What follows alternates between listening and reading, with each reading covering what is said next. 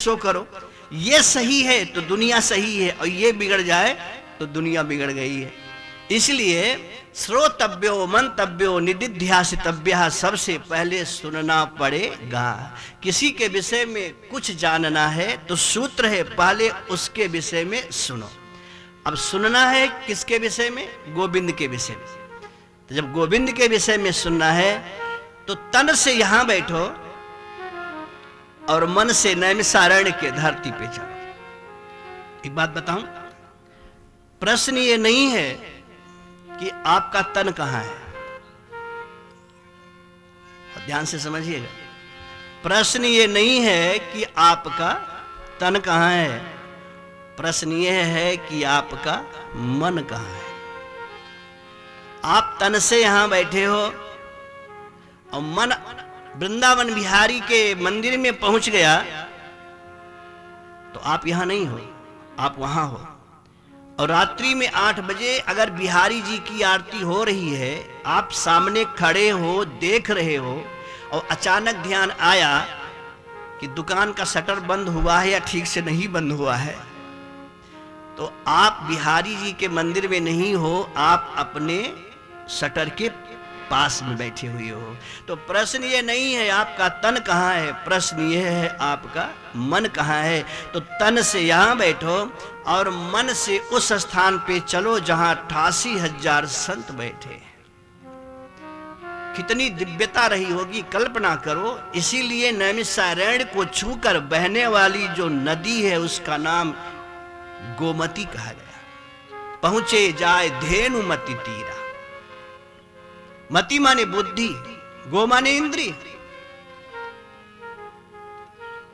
पवित्र स्थली में बैठे हैं, सुनने वाले 88,000 और सुनाने वाला कोई एक बंदा। किसी ने कहा महाराज ये जो सुना रहा था ये आया कहां से?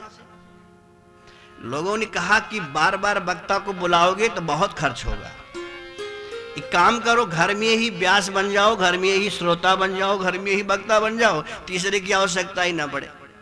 तो इतने महात्मा, इन लोगों में एक बीमारी थी आपकी भाषा में, लत। लत क्या है?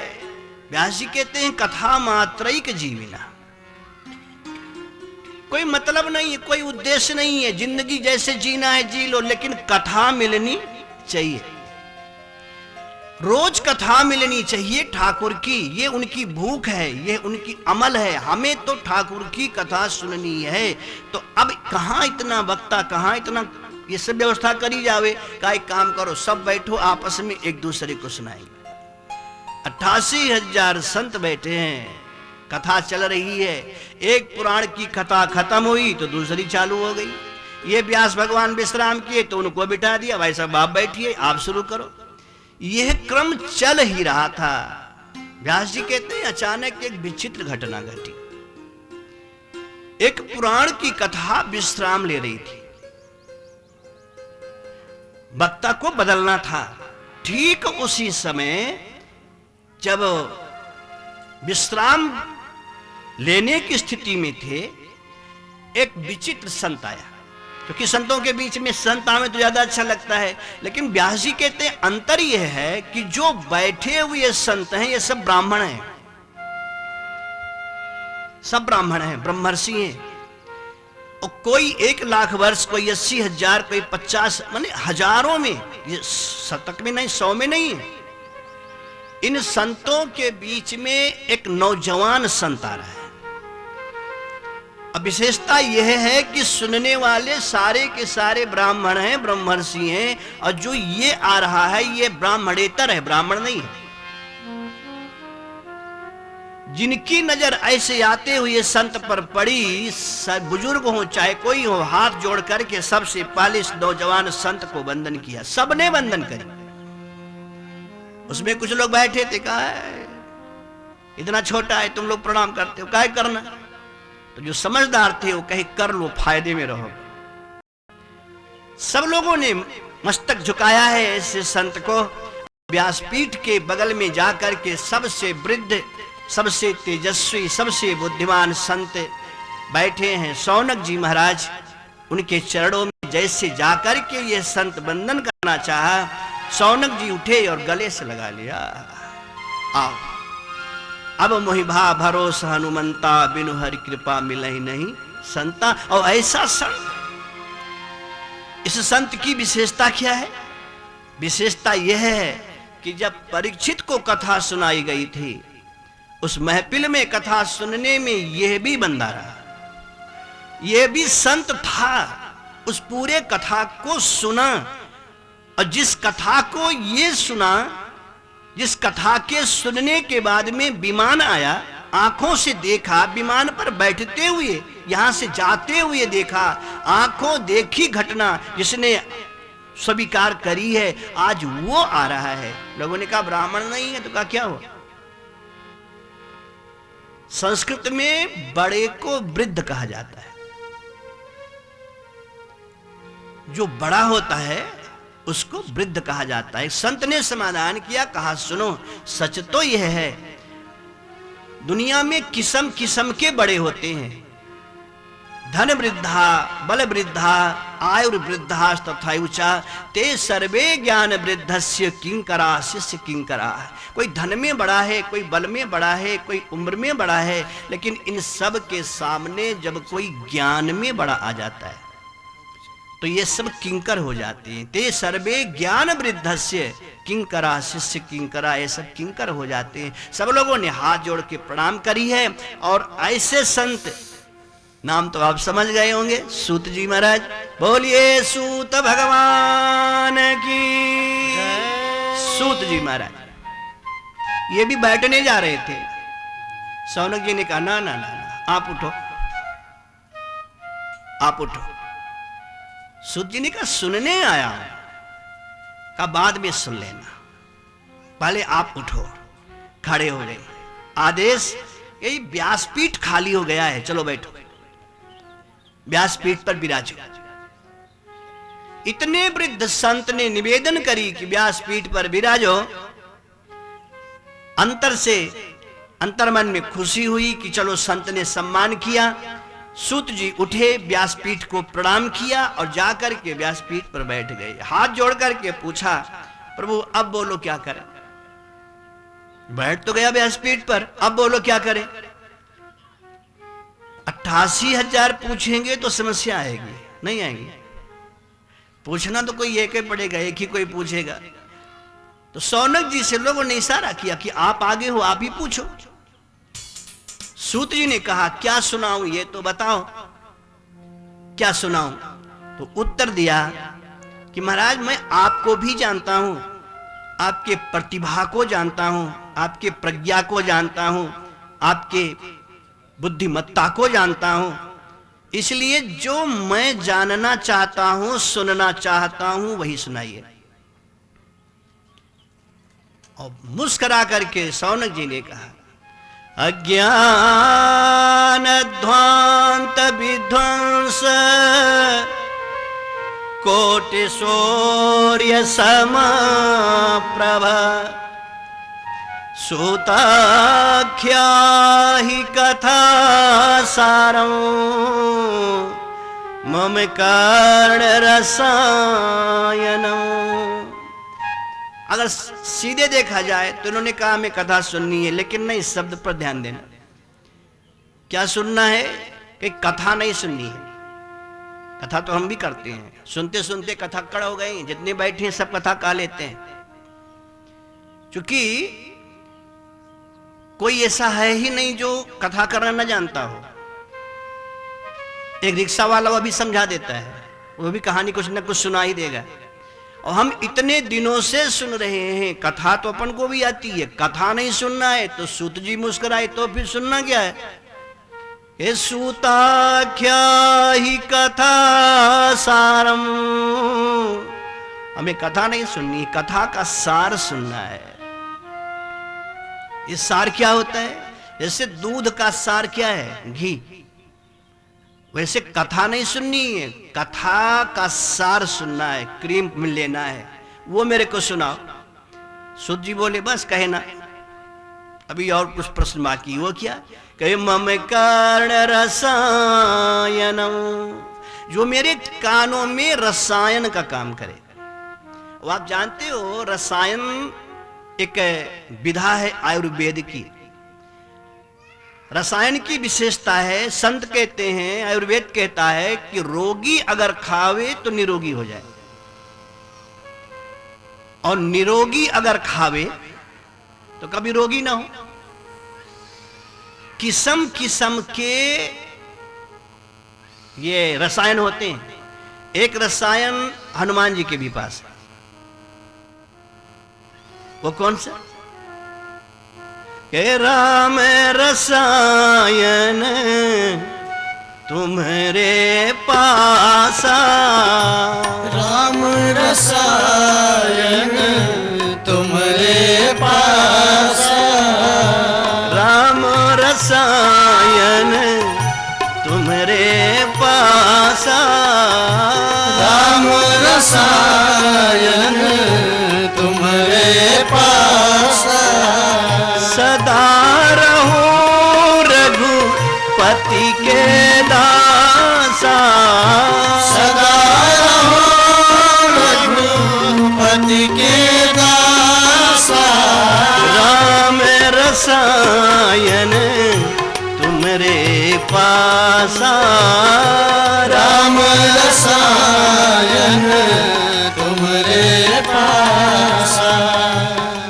ये विचित्र रसायन है, और आज उसी रसायन की चर्चा कर रहे हैं। सोनम जी के कथा का सार सुनना है। पहला सार ऐसा हो जो मेरे कानों में रसायन का काम करे। सूत जी ने कहा बस कहे नहीं, अभी तो प्रश्न ही चल रहा है। श्रेयसाम यद भवे श्रेयः पावनानां च पावनम। श्रेष्ठ में जो अति श्रेष्ठ हो, श्रेयसाम यदि भवे श्रेयः, और पावनानां च पावनम, जो पावन को भी पावन करने की क्षमता रखता, जो अति पावन हो। वो कथा सुननी है तो 6 चीजों को सुनने के लिए निवेदन किया। सबसे पहले कथा का सार 1, रसायन का काम करे 2, श्रेष्ठ में परम श्रेष्ठ जो हो 3, और पवित्र में पावन में जो अति पावन हो ये 4। अब शुरू करें? कहा ना, अभी एक चीज बाकी है। ये तो कथा सुना, और इसके बाद में जो ऊपर से मिलने की आकांक्षा है वो क्या है? श्री कृष्ण प्राप्ति करम शाश्वत साधनम तद्वदाधुना। बोलो, गजब के श्रोता और गजब के वक्ता। माने कथा में अति पवित्र कथा वो सुनाओ जो श्रेयसाम में भी श्रेय हो। श्रेयसाम यद भवे श्रेयः, वो कथा चाहिए। पावना नाम च पावनम, वो कथा चाहिए। जो कथा का सार है वो चाहिए। मम कर्ण रसायनम, वो चाहिए। ये तो सुनने के लिए चाहिए, और इसका लाभ क्या मिले? कि लाभ मिलना ये हमें चाहिए कि श्री कृष्ण प्राप्ति करम शाश्वत साधनम तद बदाधुना। मेरे गोविंद, मेरे बांके बिहारी इतना जल्दी मेरे को मिल जाए, उस साधन बताओ। अब यहां पे ध्यान से जानना जरूरी है। कथा सुनना एक अलग चीज हो गया, कथा सुनना एक अलग चीज हो गया, लेकिन गोविंद का दर्शन कैसे होवे जल्दी से जल्दी वो साधन बताओ। श्री कृष्ण प्राप्ति करम शाश्वत साधनम तद बदा धुना। भगवान कृष्ण का दर्शन कैसे होवे वो मेरे को साधन बताओ। और क्या गजब का काम किया है महाराज। चाहते तो सूत जी भी बता देते थे, बता सकते थे, लेकिन बताया नहीं, दूसरे के सर पे डाल दिया। कालव्याल मुखग्रास त्रास निर्णास है तवे श्रीमद् भागवतं शास्त्रं कलौकीरेण भासितम्। अपना अनुभव छिपा लिया। जो तुम पूछ रहे हो उसका उत्तर इस कलिकाल में एक तोते ने कहा है। और एक बात बताऊं, जीवन में कभी भूल करके अपना अनुभव अगर दोगे, हो सकता है सामने वाला ना स्वीकार करे। तो विवेकानंद ने रामकृष्ण परमहंस से पूछा कि आपने परमात्मा को देखा है? परमहंस ने कहा मैंने देखा है तो भी तुझे कोई फायदा नहीं होगा, और नहीं देखा है तो भी तुझे कोई फायदा नहीं होगा। तू देखना चाहता है? बोले आंखा तो ऐसे बोले। वही प्रश्न अगर रामायण, क्योंकि ये क्षेत्र काफी हमें लगता है रामकथा से जुड़े हुए लोग हैं, वही चीजें जब याज्ञवल्क्य जी से भरद्वाज जी ने पूछा कि राम जी कौन है, तो याज्ञवल्क्य जी कह देते राम जी भगवान है। लेकिन बोले ना, कहे भरद्वाज जी जैसे तुम पूछ रहे हो ऐसे एक बार भवानी ने शिव से पूछा था, अपना अनुभव छिपा के रख लिया। कहा ऐसे एक बार भवानी ने पूछा था शिव से, ऐसे संशय कीन भवानी। और आज वही स्थिति यहां पर है कि सूत जी ने यह नहीं कहा कि मैं ऐसा कर सकता हूं। इस कलिकाल में श्रीमद् भागवतम शास्त्रम कलौ कीरेण भाषितम, इस कलिकाल में श्रीमद् भागवत एक ऐसा शास्त्र है जिसको तोते ने कहा है। और उस तोते के कहने पर जिन लोगों ने सुना है सबका उद्धार हो गया। लेकिन ने कहा कि कोई प्रमाण कहे, मैं स्वयं साक्षी हूं, मेरी आंखों के सामने घटना घटी है। और यही नहीं, 7 दिन में किसी की मुक्ति नहीं होती।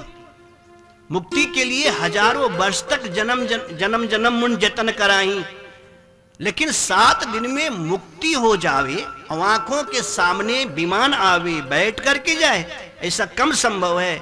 याज्ञवल्क्य शौनक जी ने कहा आपने देखा? कहे हाँ, हमने नहीं देखा, पूरी दुनिया देखी। और दुनिया नहीं, ब्रह्मलोक के लोग भी देखे, ब्रह्मा के दूत भी देखे। विमान पर बैठ करके जब परीक्षित जी ऊपर जा रहे थे तो ब्रह्मा जी बैठे बैठे बोले अरे सुनो, ये सजा धजा विमान गोलोक का है, ये इधर से कहां जा रहा है? तो लोगों ने देखा कि यहां जा रहा है, इस पे बैठा कौन है? का धरती का राजा परीक्षित बैठा है, विमान पे बैठ करके जा रहा है। बोले हाँ, कौन काम सा किया? कुछ ऐसा किया होगा तब न विमान पे बैठा है। कहा हाँ, 7 दिन में भागवत की कथा सुनी। ब्रह्मा जी ने कहा कि 7 दिन भागवत की कथा सुन लिया जावे और विमान आ जाए। कहे आ जाए नहीं, वो जा रहा है, सोचना नहीं, वो बैठ करके जा रहा है, देख लो। ब्रह्मा जी ने कहा ना, और कुछ बातें हो सकती हैं। दूतों ने कहा कि मैंने तो यही देखा है कि वो बैठ करके जा रहे हैं। ब्रह्मा जी ने कहा एक काम करो, तराजू लाओ। ये तराजू हमारे यहां नहीं है, ऊपर भी है। ये तराजू का काम ऊपर भी चलता रहता है। व्यास जी कहते हैं कि वहां पर सत्यलोक में ब्रह्मा जी ने तराजू मंगवाया और एक तरफ श्रीमद् भागवत को रखा, एक तरफ जितने साधन हैं मुक्ति के उन शास्त्रों को रखा, और तौलने की जब चेष्टा करी तो क्या देखा कि श्रीमद् भागवत का जो पलड़ा है वो नीचे झुका हुआ है और सैकड़ों जो साधन हैं वो ऊपर उठे हुए हैं। तो ब्रह्मा जी ने कहा ये कौन सा चमत्कार है? एक तरफ एक ग्रंथ और एक तरफ इतना ज्यादा, और जिसपे ज्यादा भार है वो ऊपर उठा है और जिसपे कम भार है वो नीचे झुका हुआ है। चक्कर क्या है? कि कुछ जरूर कोई ना कोई चक्कर है। तो आंख बंद करके जब ब्रह्मा जी लगे देखने, तो ब्रह्मा जी क्या देखते हैं कि देखने में तो श्रीमद् भागवत शास्त्र है, लेकिन इस शास्त्र के हर अक्षर में परमात्मा श्री कृष्ण का वास है। तेनेयम वांगमयी मूर्ति प्रत्यक्षा वर्तते हरे, हर अक्षर में मेरे प्रभु विराजमान हैं। तो जिस अक्षर में ब्रह्म विराजमान हो जाएगा उस पोथी को ऊपर कौन उठा सकता है? उसको तो नीचे जाना ही जाना है। लेट करके ब्रह्मा ने प्रणाम किया, वो कथा मैंने सुनी है और उसी कथा को तोते ने लिखा है। सारे लोगों ने करताल ध्वनि की, जय हो, आपके बहाने हम लोग भी उसको सुन लेंगे, आप कृपा करके मुझको सुनाओ। तो कहीं सुनना है तो आप लोग तन से यहां बैठो और मन से नैमिषारण्य चलो। तन से नैमिषारण्य में बैठो लेकिन मन से बद्री नारायण चलो। बद्री नारायण का दृश्य दिखलाते हैं। सूत जी कहते हैं कि एक बार, और एक बात बताऊं, कोई भी कथा, कोई भी कहानी, या एक था राजा एक थी रानी, यहां से शुरू होता है, या एक बार की बात है। भागवत में भी एक बार की बात ही से शुरू हुआ है और रामायण में भी एक बार। ये बड़ा निर्मल संबंध दोनों का है। इसलिए आज शौनक जी के सामने सूत जी कहते हैं कि नैमिषारण्य के धरती पर एकदा ही विशालायाम चत्वार ऋषयो मलाह। चार महात्मा, एक नहीं चार, नैमिषारण्य के धरती पर विराजमान है। किस लिए विराजमान है? कहा वो प्रतीक्षा कर रहे हैं कि कोई बंदा आवे, हम सत्संग शुरू करें। और एक बात बताऊं, ऊपर वाले के यहां सब कुछ है, सब कुछ जो यहां है वो वहां है, लेकिन एक चीज यहां है वहां नहीं है। इसीलिए अविनाशी भी विनाशी के दरवाजे पर आता है सुनने के लिए, और वो है सत्संग। भगवान शंकर दंडकारण्य में इसीलिए सुनने के उद्देश्य से आ रहे हैं, क्योंकि वहां सुनाने वाला कोई है नहीं, हो भी तो सुना नहीं सकता है। वहां पर है भी तो सुना नहीं सकता है। और आज स्थिति यह है, नैमिषारण्य एकदा ही विशालायाम चत्वार ऋषयो मलाह अमलाह ऋषयः, माने कोई बुराई, कोई कमी है ही नहीं। सनत कुमारों में कौन सी कमी हो सकती है? फिर भी वो बैठे हैं, इसलिए बैठे हैं सत्संगार्थम समायाता। बिना बुलाए ही अगर सत्संग के लिए आप चले आओ तो इसका मतलब है आपके दिल में ठाकुर का वास है।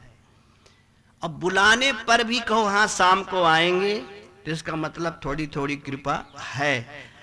अब सब कहने के बावजूद भी घर में पड़े रहो ना आओ, तो इसका मतलब है कलिकाल सर पे सवार है, वहां पे प्रभु का वास नहीं हो सकता। आप कल्पना करो, माने स्वर्ग का रहने वाला ये महात्मा धरती पर बैठा है, किस लिए? का सत्संग के लिए। कोई है नहीं जो सुना सके, कोई कर सके। सत्संगार्थम समायाता, सत्संग के लिए आए हुए चार महात्मा बैठे हैं। कोई तो आएगा, कोई तो आएगा। और नियम है, आप जिस नेचर के हैं, आप दिन में बैठ जाओ, कोई ना कोई जरूर टकराएगा आपसे। नहीं, अगर आप पीने वाले हो तो कोई ना कोई बंदा मिलेगा जरूर। अगर भांग खाने वाले हो तो कोई ना कोई बंदा मिलेगा जरूर। मैंने सुना है बंबई कांदेवली में एक घटना घटी है, गुरु और चेला के बीच की बात है। तो अयोध्या से गए, लेकिन वो भांग होता है ना, लोग खाते महात्मा लोग, तो भांग छूट गया।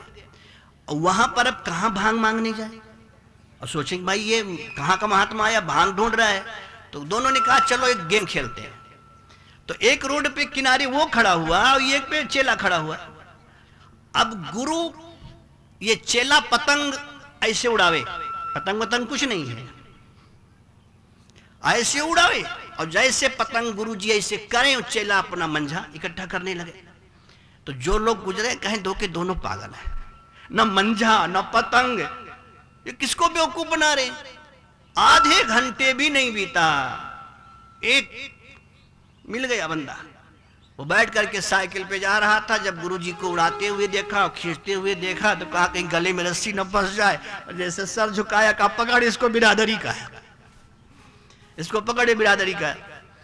और जब उसको पकड़े बोले कहां कहां, हाँ चलो मैं भी चल रहा हूं। भाई आप जिस भी नेचर के हैं, आप केवल बैठ जाओ, उम्मीद से कोई न कोई मिलेगा, जरूर मिलेगा। अगर आप चोर हैं तो जरूर कोई न कोई चोर टकराएगा। अगर आप पक्के महात्मा हैं तो शाम तक जरूर कोई न कोई भजनानंदी आपसे टकराएगा। अगर आप अच्छे सत्संगी हैं तो खेत के किनारे बैठ करके भी सत्संग करने के लिए कोई न कोई जरूर पहुंच जाएगा। आप स्वभाव क्या है, स्वभाव मूर्धन्य वर्तते, जो स्वभाव आपका है उस स्वभाव से कोई न कोई टकराएगा जरूर। और ये चारों महात्मा बैठे हैं प्रतीक्षा में, किसके? सत्संगार्थम समायाता, सत्संग के लिए बैठे हैं, कोई आया ही नहीं। और तब तक क्या देखा, ददसुस्तत्र नारदम, ये चारों बैठे हैं, इतने में नारद जी को देखा कि दौड़ते हुए नारद जी जा रहे हैं। एक बात बताऊं, महात्मा और शेर की चाल दोनों बराबर होती है। जब शेर चलेगा, हाथी चलेगा तो झूमते हुए चलेगा, और महात्मा भी जब चलेगा तो वो झूमते हुए चलेगा। क्यों? कहीं ना आगे की चिंता ना पीछे की चिंता, चिंता है ही नहीं तो शहंशाह बना बैठा है। चाह गई चिंता मिटी मनुआ बेपरवाह, जिसको कछु न चाहिए वो ही शहंशाह। और नारद जी जैसा महात्मा रोते हुए को हंसाने में प्रवीण, और आज जो दुनिया को हंसाने का ठेका लेकर के बैठा हो, आज उसी का चेहरा उतरा हुआ है, उदास है। चारों महात्माओं ने देखा कि भाई साहब को देखो, सबसे छोटे भाई, सबसे छोटे पुत्र हैं ब्रह्मा जी के, नारद जी। और जब नारद जी को उदास देखा, चारों बैठे हैं, नारद जी जा रहे थे, एक भाई ने कहा, अरे ओ छोटे भैया। नारद जी घूम करके देखे, व्यास जी लिखते हैं कि कथम ब्रह्मण दीन मुख कुतश्चिंतातुरो भवान। साधु को चिंता हो जाए तो साधु हो ही नहीं सकता। हो सकता है, साधु को चिंता होना ही नहीं चाहिए। जब तक विश्वामित्र को महात्मा लिखे, महाज्ञानी लिखे, विश्वामित्र महामुनि ज्ञानी, लेकिन जब चिंता मन में आई तो गाधि तनय मन चिंता व्यापी। महात्मा को चिंता नहीं हो सकती। क्यों? वो जानता है कभी बनी बना, कभी मुट्ठी भर चना, कभी वो भी मना, और तीनों में रहे बना। उसको काय की दिक्कत, काय कोई चिंता होगी। लेकिन यहां पर है, आज जब उदास चेहरा देखा, कथम ब्रह्म दीन मुख कुतश्चिंतातुरो भवान। अरे भैया, आप उदास चेहरा लेकर के दौड़ते हुए कहां जा रहे हो? नारद जी देखे, कहा जा नहीं रहा हूं, आपके पास ही आ रहा हूं। हमारे पास आ रहे हो? बोले हाँ। क्यों? कि बड़ी लंबी कहानी है। कहा तो शुरू करो। कथा शुरू करने में विलंब थोड़ी होता है, बस एक कोई ना कोई माध्यम मिलना चाहिए, बहाना मिलना चाहिए। हम आपके ही पास आ रहे थे, तो बताओ क्या बात है? ये ब्रह्मलोक को छोड़ करके धरती पे आया? बोले हाँ। पूरे धरती को घूमा? बोले हाँ। कहीं सुख हमें दिखाई नहीं पड़ा, दुख ही दुख दिखाई पड़ा। फिर क्या? जाते जाते पहुंच गया वृंदावन। जैसे आम भाषा में हम लोग बात करते हैं, ऐसे भाषा शुरू हो गई। पहुंच गया वृंदावन। वृंदावन में स्नान किया, और स्नान करके जब उस पार पहुंचा और अंदर प्रवेश करना चाहा, तो पीछे से किसी युवती ने मेरे को बुलाया। भो भो साधो क्षणं तिष्ठ। कितना सुंदर शब्द लिखा है महाराज। हम लोग क्या कहते हैं? अरे भाई साहब थोड़ा सुनिए, थोड़ा सुनिए, चाहे क्षणं तिष्ठ, थोड़ा रुकिए। और साधु का समय बहुत कीमती होता है। भजन छोड़ करके, सत्संग छोड़ करके दुनियादारी का चिंतन करने वाला महात्मा नहीं हो सकता। हो सकता है, कौन जीतेगा कौन हारेगा तुम्हें क्या लेना देना है? चलो ठीक है, कम से कम भजन कितना कर रहे हो? आपसे पूछो भाई साहब, माला कितना जपते हो, दान कितना करते हो, भजन कितना? तो यहां से सत्संग शुरू हो तो समझ में आता है। और प्रपंच, दुनिया का प्रपंच करे महात्मा भी बैठ करके, तो ये अच्छा नहीं लगता है। इसीलिए थोड़ा समय का, भो भो साधो क्षणं तिष्ठ, एक क्षण रुको। खड़े हो गए? क्या है? इधर आओ।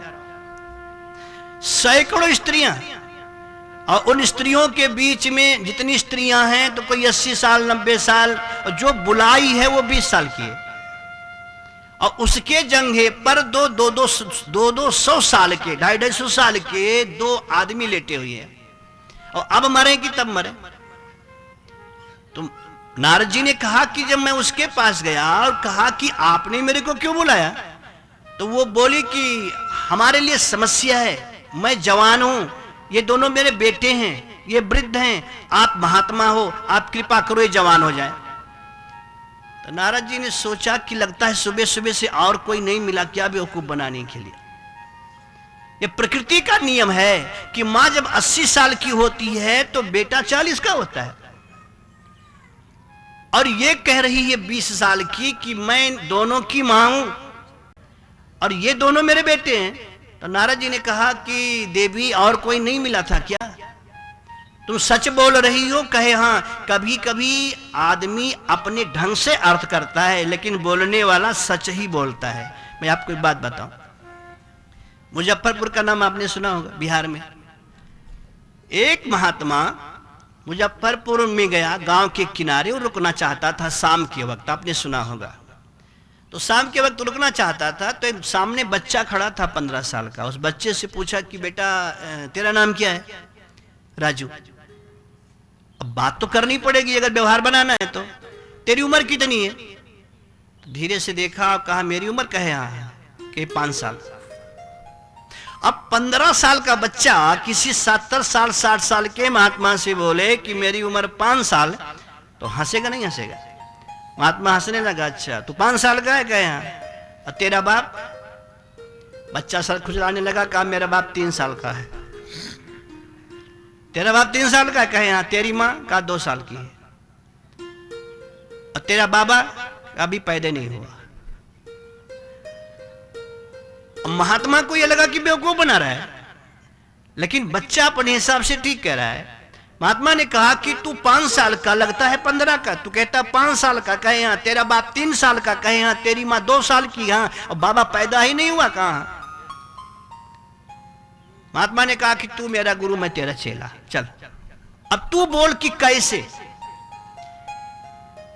तो मुस्कुराया, कहा कि प्रभु सच तो यह है, देखने में मैं 15 जरूर लगता हूं, लेकिन 10 साल मेरा बेकार चला गया। 10 साल की उम्र बीत गई, दरवाजे पे संत आए, मैंने शरणागत दीक्षा स्वीकार कर ली, मैं भगवान का बन गया।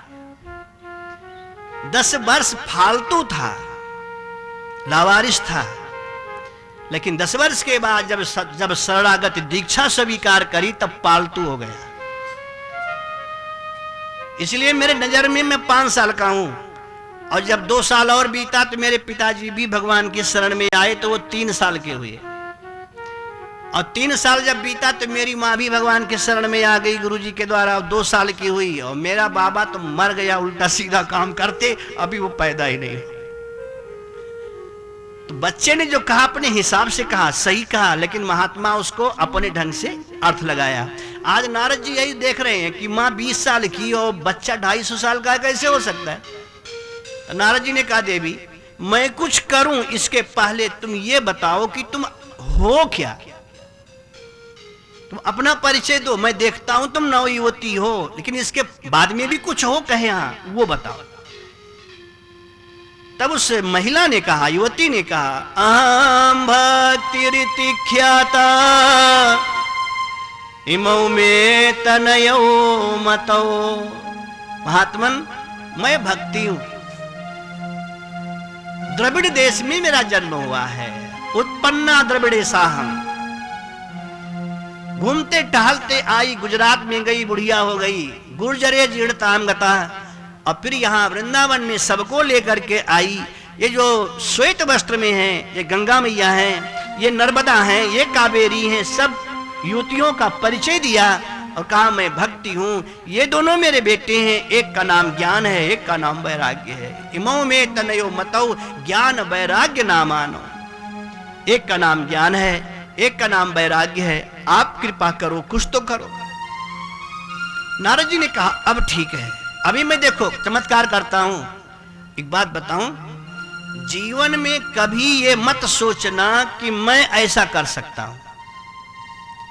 सबसे ज्यादा खतरा अगर जीवन में है तो मैं शब्द से है। इसीलिए डॉक्टर जब पर्ची बनाता है